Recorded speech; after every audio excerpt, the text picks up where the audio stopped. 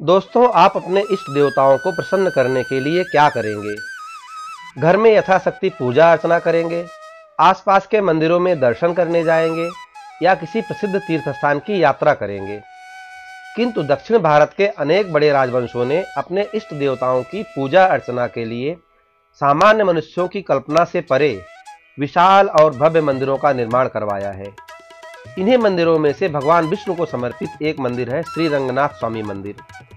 तमिलनाडु राज्य के श्रीरंगम जिले में कावेरी और कोलिदम नदियों के डेल्टा में बना हुआ यह मंदिर संभवतः विश्व का सबसे बड़ा मंदिर है, जिसमें परंपरागत रीतियों और विधि विधानों से पूजा अर्चना करने का अबाधित और अपरिवर्तित रूप से पालन किया जाता है। इसीलिए इस मंदिर को विश्व का सबसे बड़ा जीवित परंपराओं वाला मंदिर कहा जाता है। दोस्तों, 108 दिव्य देशम में प्रथम स्थान पर गिने जाने वाले इस देवस्थान को आइए थोड़ा संक्षेप में और थोड़ा विस्तार से जानते हैं, समझते हैं और देखते हैं। दोस्तों, मैं आज आया हूं भगवान श्री रंगनाथ का दर्शन करने के लिए। श्रीरंगम जो है तमिलनाडु का एक डिस्ट्रिक्ट है, तमिलनाडु स्टेट में है और यहीं पर भगवान श्री रंगनाथ स्वामी का मंदिर स्थित है। तो आज मैं यहाँ भगवान का दर्शन करने के लिए आया हूँ। दोस्तों, इस पूरे मंदिर को मैं एकदम अच्छे से एक्सप्लोर करने वाला हूँ, तो आप सब लास्ट तक बने रहिएगा, आपको पूरा मंदिर अच्छे से दिखाऊंगा। दोस्तों, इस समय मैं मंदिर के मुख्य प्रवेश द्वार, जिसे राजगोपुरम कहते हैं, उससे लगभग 50 फीट दूर इसलिए खड़ा हूँ ताकि इस विशाल गोपुरम की छवि कैमरे में अंकित की जा सके। दोस्तों, इंडिया गेट से भी 100 फीट अधिक 236 फीट ऊंचे इस गोपुरम के विषय में ऐसा कहा जाता है कि इसके ऊपर खड़े होकर श्रीलंका की तटरेखा को देखा जा सकता है। बहुत बड़ी मात्रा में तरासे हुए पत्थरों से बने इस विशाल गोपुरम में प्रवेश करने का स्थान ही 2 मंजिलों से अधिक ऊंचा है।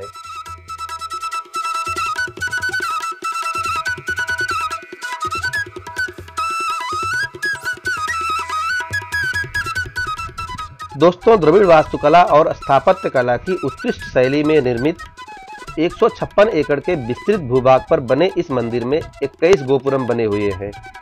अपने भीतर ही एक छोटे शहर को समाहित किए हुए इस मंदिर की विशालता दुनिया के सबसे छोटे देश वेटिकन सिटी से लगभग 1.5 गुना अधिक है। इस मंदिर के भीतर ही अनेक व्यापारिक संस्थान जैसे पूजा सामग्री, मिष्ठान, होटल, मेडिकल स्टोर और अन्य बहुत सी जन सुविधा उपलब्ध कराने वाली दुकानें यहाँ आने वाले दर्शनार्थियों को अपने ही शहर में होने का अनुभव कराती हैं।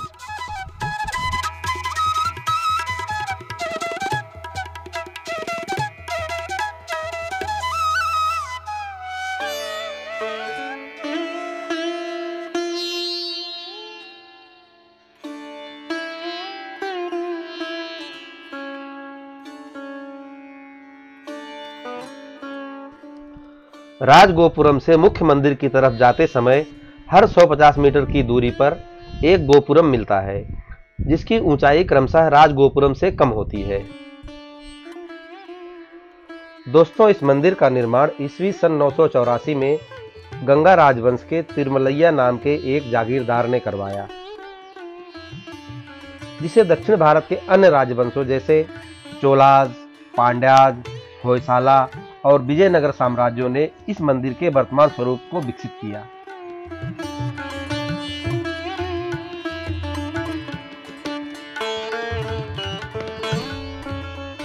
दोस्तों, भगवान श्री रंगनाथ स्वामी को, जो भगवान विष्णु के ही स्वरूप हैं, को फूलों की मालाएं, तुलसी के पत्तियों के हार और कमल का फूल प्रिय है, जो यहाँ सहजता से मिल जाते हैं।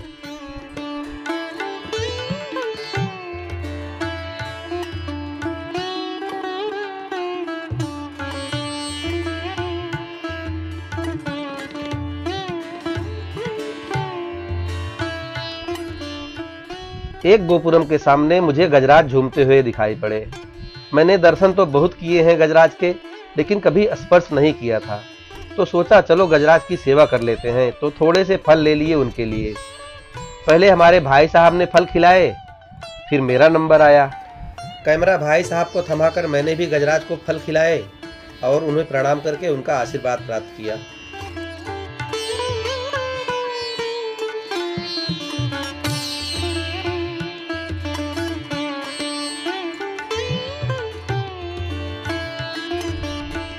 देखिए यहाँ पर 50 मीटर से भी कम अंतर पर दो गोपुरम बने हुए हैं आमने सामने।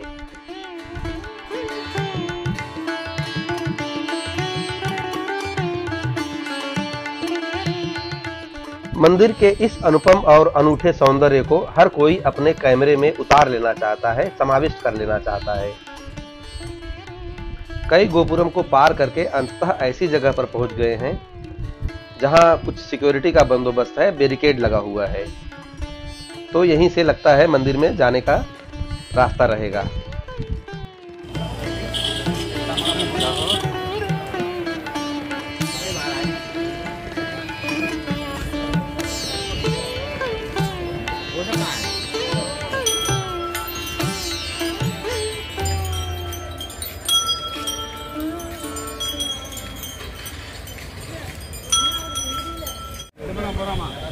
दोस्तों, माँ कावेरी की उपजाऊ मिट्टी में फले ये ताजे अमरूदों से अन्ना जी के पास लक्ष्मी का आगमन शुरू हो गया है, जिसे उन्होंने बड़े श्रद्धा भाव से माथे से लगाकर बोहनी की।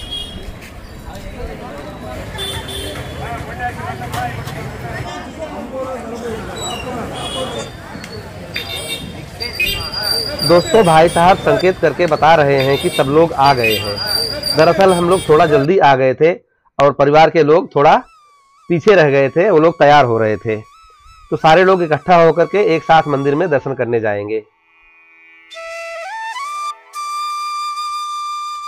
दोस्तों, सब लोग आगे आगे मंदिर में जा रहे हैं और मैं आराम से ब्लॉगिंग करते हुए चल रहा हूं। तो वो लोग थोड़ा आगे निकल गए हैं। दोस्तों देखिए, बड़े से दरवाजे से अंदर आने पर एक बड़ा सा प्रांगण दिखाई पड़ रहा है और सामने एक हॉल जैसा दिखाई पड़ रहा है, देखिए। और इस बड़े मैदान में कुछ दुकानें भी लगी हुई है। देखिए, मूर्ति की दुकान है, खिलौनों की दुकान है।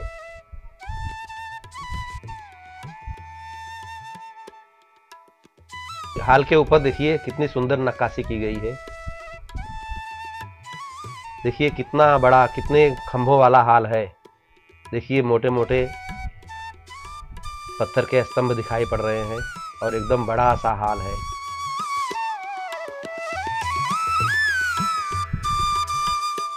यहाँ एक दीपक जल रहा है और ये देखिए एक खंभे से बहुत सारे ताले लगे हुए हैं। ऐसा लगता है यहाँ मनौतियाँ मानी जाती हैं, ताले वगैरह लगा करके।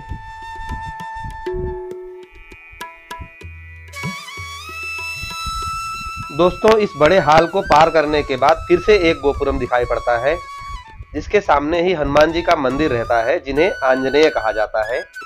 हनुमान जी का दर्शन करने के पश्चात उस गोपुरम से फिर से एक हॉल में जाना रहता है। तो आइए चलते हैं उस हॉल में, देखते हैं।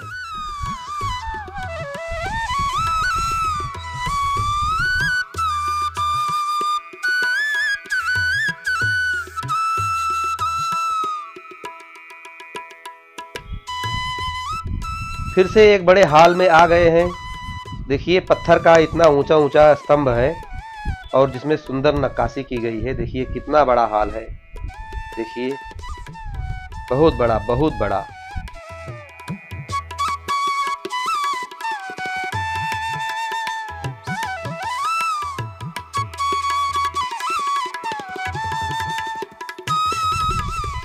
दोस्तों, इस बड़े से हॉल को पार करते हुए सामने एक दरवाजा दिख रहा है, जहां पर बहुत सारे लोगों की भीड़ लगी हुई है। लोग अंदर जा रहे हैं।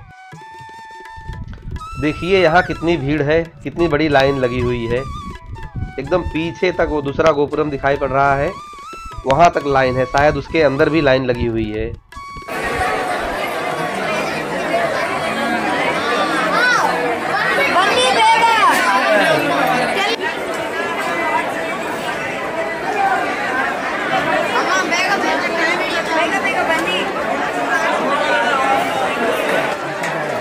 दोस्तों देखिए किस तरह से लाइन लगी हुई है। सब श्रीमन नारायण नारायण नारायण का भजन गा रहे हैं।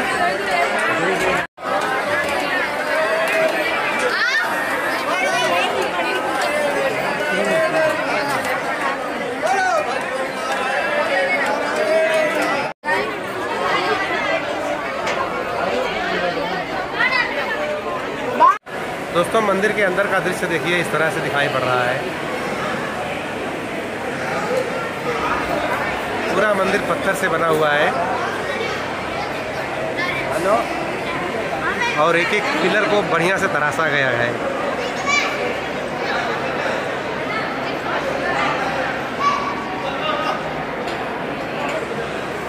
हाथी की सुंदर मूर्ति बनाई गई है। देखिए, ये देखिए, एक इधर एक इधर, और भगवान का झूला दिखाई पड़ रहा है। लगता है भगवान का झूला है, तमिल में लिखा हुआ है। दोस्तों, इस समय दर्शन के लिए श्री रंगनाथ स्वामी मंदिर में हम लोग लाइन लगाए हुए हैं।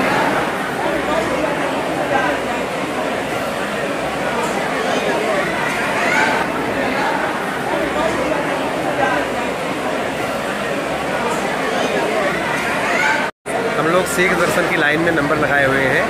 इसका 100 रुपये टिकट लगता है एक जन का। तो यहाँ थोड़ी जल्दी से दर्शन हो जाता है, तो उसके लिए भी जितना फ्री वाली लाइन में भीड़ है उतना ही शीघ्र दर्शन वाली लाइन में भी नंबर लगा हुआ है, उतनी ही भीड़ लगी हुई है। दोस्तों, भगवान रंगनाथ का बड़े अच्छे से दर्शन हुआ, बहुत बढ़िया से, एकदम बहुत सुंदर प्रतिमा अंदर में विराजमान है भगवान विष्णु की, शेष सैया पर। काले पत्थर की है, अब कौन सा पत्थर है मुझे पता नहीं है, लेकिन बहुत सुंदर मूर्ति विराजमान थी। और उनके आगे एक छोटी सी प्रतिमा रखी गई थी, और पूरा मंदिर सोने के छत्र से बनाया गया है। मंदिर का पूरा दरवाज़ा सोने के छत्र से ढका गया है, और बहुत सुंदर मंदिर है। भगवान का बहुत अच्छे से दर्शन हो गया। और देखिए, इतना सारा प्रसाद दे दिया है पुजारी जी ने, ढेर सारे कमल के फूल हैं और तुलसी की माला है। तो इस तरह से हम लोगों का बहुत अच्छे से दर्शन हो गया भगवान का। बहुत ज़्यादा भीड़ तो नहीं थी, अच्छे से दर्शन करने को मिल गया। अंदर में वीडियोग्राफी की मनाही है, यहाँ से वीडियो निकाल सकते हैं बाहर से। ये देखिए, सब मंदिर से दर्शन करके वापस आ रहे हैं। और ये जो दीवार दिख रही है पत्थर की, इसी के पीछे भगवान विष्णु की शेष सैया पर विराजमान प्रतिमा है। बहुत सुंदर प्रतिमा है। और इस तरफ देखिए, एक छोटा सा मंदिर बना हुआ है, तमिल में लिखा गया है, तमिल पढ़ना नहीं आता है। देखिए, दोनों सिरों पर 2 गजराज विद्यमान है। और इस तरफ भी बड़ा सुंदर मंडपम बना हुआ है। देखिए, पत्थर से बनाया गया है।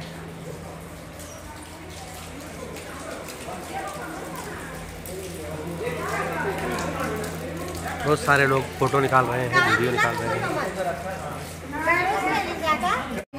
दोस्तों, मंदिर का छत्र कितना सुंदर है, देखिए। इसी छत्र के नीचे भगवान विष्णु भगवान लेटे हुए हैं शेष सैया पर। दोस्तों, हम लोग यहाँ बैठ करके भगवान से प्रार्थना कर रहे थे। ये बिल्कुल भगवान के मंदिर के पीछे का भाग है। ये देखिए, हमारी बहन बैठी है, हमारी रोशनी प्रार्थना कर रही है, और हमारी सैंसी जो है ना, मोबाइल में बिजी है। और इधर हमारे पिताजी बैठे हैं, इधर हमारी सहधर्मिणी जी बैठी हैं। दोस्तों, आज का वीडियो यहीं तक, मिलते हैं अगले ब्लॉग में। तब तक के लिए बाय बाय, नमस्कार। कावेरी नदी का दर्शन करो, कावेरी नदी।